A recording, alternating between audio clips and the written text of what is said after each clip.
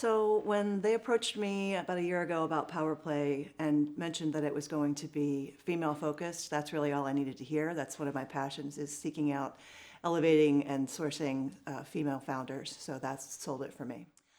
I'd like to see the startup section more integrated with the main stage. I think that there were some panels that the startups could have benefited from, and conversely, some of the, maybe who were not investors, but maybe could be contacts for some of the startups had they had the chance to see the pitches. So I think maybe if we could combine the two a little bit somehow, I know that's hard to do, but I think if we could try to do that, that would make for an even more successful event. So I have been with Under Armour for 12 years. I'm a paralegal, and I was hired in 2011 to open our state-of-the-art innovation lab, which at that time was primarily a rapid prototyping facility.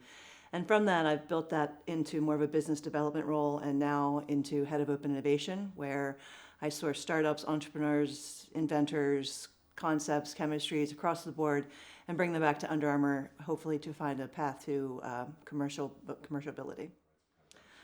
So when I first started, it was primarily physical product facing, so shirts, shoes, accessories, which is our primary business, of course. But as the industry has changed, that role has changed as well. So now it's a very broad funnel that includes everything from digital transformation tools, sustainability solutions, fit tech, software, really anything that can help make an athlete better is within my purview. So my role is to make sure I'm ahead of the trend and see what's coming next that will help all athletes, not just female athletes, but all. So over the last 12 years, we've seen a shift in more interest in female sports. We have a new CEO who is a female, who is really vested in creating parity between male and female athletes. So my role is to not only find the best startups, but also put an emphasis on finding female founders so that we can give them a leg up, so that we can create that 50-50 parity that we're all looking for. The way we bring in outside, that's the very definition of open innovation, right, is bringing in outside innovation from without the four walls of innovation. So our founder, Kevin Plank, was an inventor and looked to solve a problem. He was sweating through his American football pads.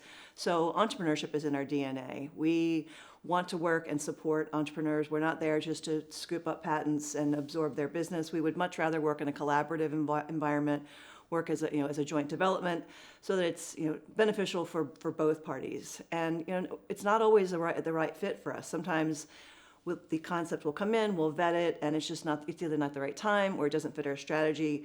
But the idea is to make sure that inventor or entrepreneur has a good experience, so that their next idea, they'll think, oh, I should call Under Armour because they took my call the first time, and perhaps this might be a better fit the second time around. Now, the only thing I would reiterate is something that was an underlying theme of the Everything in Sport Women's Edition conference, and I heard it through panels, I heard it through working with the startups, is that we all know what the problem is. We know that there's not parity. So we can talk about the statistics and how media buys are not the same for women's sport, the kits aren't the same, the stadiums are not the same. So now it's time to figure out, what are we going to do about it? How are we actually going to make change? And let's do it now.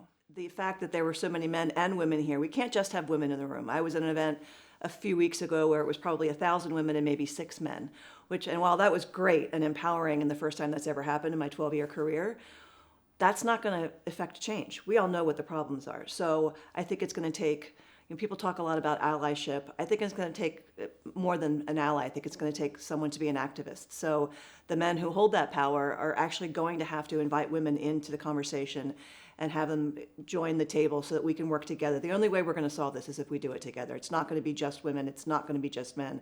So seeing that, the conversation, the organic discussions that I was a part of over these last couple of days, I don't think this will just be a one-off where we all walk away and everything goes back to the status quo. I think that people are really thinking about what kind of changes can they make in their own lives, in their own companies, in their own families, so that this will have a long-lasting effect.